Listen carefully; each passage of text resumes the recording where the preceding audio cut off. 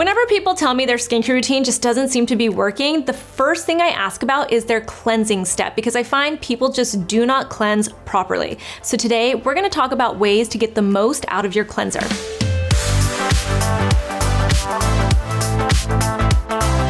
All right, so when it comes to cleansing, the most common mistake I see is that people don't spend enough time with their cleanser. What I tend to see is that people will take the cleanser, they'll put it in their hand. It doesn't matter what cleanser it is, they'll put it in their hand, they will slap it onto their face like this really quick, and then they just rinse it off. And a lot of the time what we'll see, especially when we're watching people online, like celebrities or influencers, removing their makeup and cleansing their skin, you'll see them go in with a towel or some kind of a washcloth afterwards, and they'll completely wipe off all of the grime and the makeup and the sunscreen, and you'll see it all come off on the towel. And what they're really doing is using the towel to cleanse their face instead of the actual cleanser. So that is by far the biggest mistake I see. So really what it comes down to is you have to give your cleanser a chance to actually work, to do its job. And the way you do that is by actually massaging it onto your skin for at least a little bit. Usually what my esthetician Vanessa says to me is to count to 10, but very slowly count to 10 with it. Or,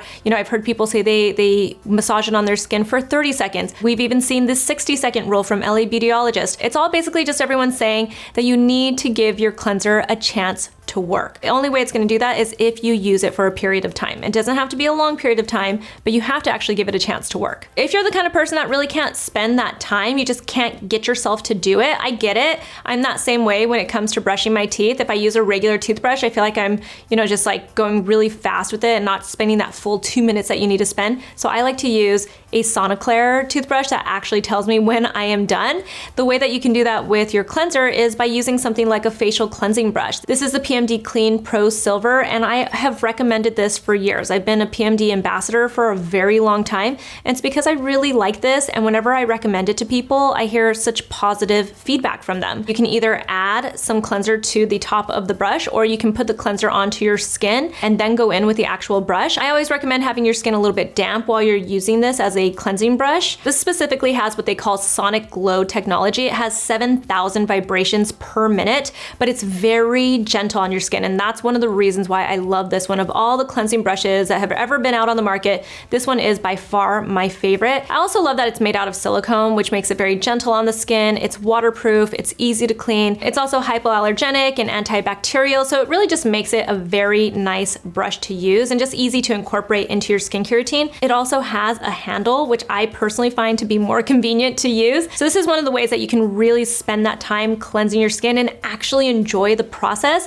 It feels like you're giving yourself a little bit of a massage. It has 2 cleansing modes, so you just press the button and it has the gentle vibrations, and then you can press it the second time and get the intense vibrations. I personally like the gentle vibrations, but it's all personal preference. And then you can press the button a 3rd or 4th time, and that gives you either gentle pulsations or intense pulsations. And what that's really for is the massager on the back. This is a silver-plated back. It's supposed to have anti-aging benefits to it, but what I really love about it is it has a little button that warms the plate up. It's not too hot, don't worry, but it makes it feel like it's truly a massage. And I like to use this after I have applied my moisturizer, so really at the end of my skincare routine, and I really just kind of use it to massage my skin if I feel like I want a little bit more circulation. You can even use it down the sides of your neck if you want to get some lymphatic drainage. I even like to use it a little bit on my shoulders. It's a really nice cleansing brush, and you get so many benefits out of it. And as always, I have a 20% off code. It's just MixedMakeup20 that you use at checkout. This is seriously a really great investment. It's such a great product to have. Another way to get the most out of your cleanser is to choose the right cleanser. There are so many different types of cleansers out there when it comes to the texture and the formulation and the active ingredients, or not active ingredients, I guess. There are definitely lots of cleansers to choose from. The first type of cleanser out there is a cream cleanser. This one is from Alpha H. This is the balancing cleanser with aloe vera. And the reason why this one is great is because it does have that creamy texture. It almost tends to look like a lotion texture when you put it onto your hand. And because they have this lotion-like texture, they tend to be really great for people that need something that's a little bit more gentle on their skin, or if you have dry skin, or if you're using lots of strong actives on your skin, that's when you want to use a cream cleanser. I also tend to find that cream cleansers are great to remove your makeup, but the key is to apply them to dry skin first and then add water after you've massaged them around. You'll also find that cream cleansers like this one have nice nourishing and moisturizing ingredients in them. This one, for instance, has lots of emollients in it. It has aloe vera in it, vitamin E. It also has glycerin in it. So it's just really hydrating and nourishing and very simple for the skin. And then there are gel cleansers, which I tend to find are the most popular and most widely used types of cleansers. There are lots of different formulations, and gel cleansers can also have active ingredients, just like any other cleansers, but people tend to like the experience of a gel cleanser. For instance, this one is from Eucerin. This is a hydrating cleansing gel. It's a very basic cleanser. It doesn't have a ton of ingredients in it, but it does have a hydrating feel to it. This is more of a typical cleanser where you apply it to your skin while your skin is already wet or damp, and then it starts to lather, and I think that's why people like the experience of a gel cleanser. It tends to not be too stripping for the skin, but you still get that lathering experience. And they can also be really nice and hydrating for the skin. This one, for instance, is very basic, but it has ingredients like glycerin and also hyaluronic acid. So I think this is just a really nice experience, and that's why people like gel cleansers. And then another type of cleanser that I think people really enjoy is a foaming cleanser. This one is from AMOREPACIFIC. This is the Treatment Enzyme Cleansing Foam. You'll notice with a lot of the foaming cleansers is they can start off looking like any type of cleanser. They can start off looking like a cream cleanser the way this one does, or they can have more of a gel texture, or they can actually start off foamy from the get-go. What people like about foaming cleansers is that they really lather up. They actually foam up, and I think people really love that experience. Foaming cleansers really just give that impression that they are working harder, and I think because they lather up so much, they can be a little bit more fun. They give more of a textural experience, and I do find that people use them a lot longer because you have to get all of the foam off of your skin, which may give them the impression again that it's working harder, but really they're spending more time using it on their skin, manipulating it, rinsing it off, and just working with it. So it really goes back to that first tip of just spending that time with your cleanser. But I do find that people love the experience of a foam cleanser. Again, foam cleansers can have different actives in them, just like any other type of cleanser. I think people associate them with being a little bit more drying, which they can be because,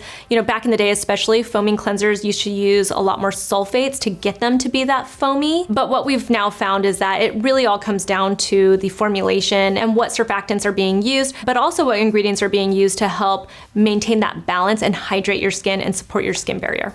And then there are oil-based cleansers and balms, like this one from my brand. This is our Purple Ginseng Cleansing Balm. Oil-based cleansers are really great for a first cleanse. Because they are oil-based, they tend to break down all of the oil and grime that has built up during the day. For people that wear makeup and SPF, I always love an oil cleanser because oil breaks down oil. So what you're doing is you're using it to, like I said, break everything down and loosen it up. Then when you rinse it off, you go in with your second cleanse, and that tends to be one of the other types of cleansers I mentioned, the cream, the foaming, or the gel. And because those are water-based cleansers, those really help to get all of the rest of the grime off of your face. So you end up with a really gentle cleanse afterwards that leaves your skin feeling like it's still nourished. I also like oil-based cleansers in the morning time. If you like to cleanse your skin in the morning, but you don't want to overly dry out your skin, then you can go in with an oil-based cleanser as your first cleanse and then just skip using a second cleanse. You don't have to double cleanse in the morning necessarily. You don't have to cleanse in the morning at all. I've said several times that I don't always use a cleanser in the morning. Sometimes I'll just splash water on my face. But if you like cleansing your skin in the morning with an actual cleanser,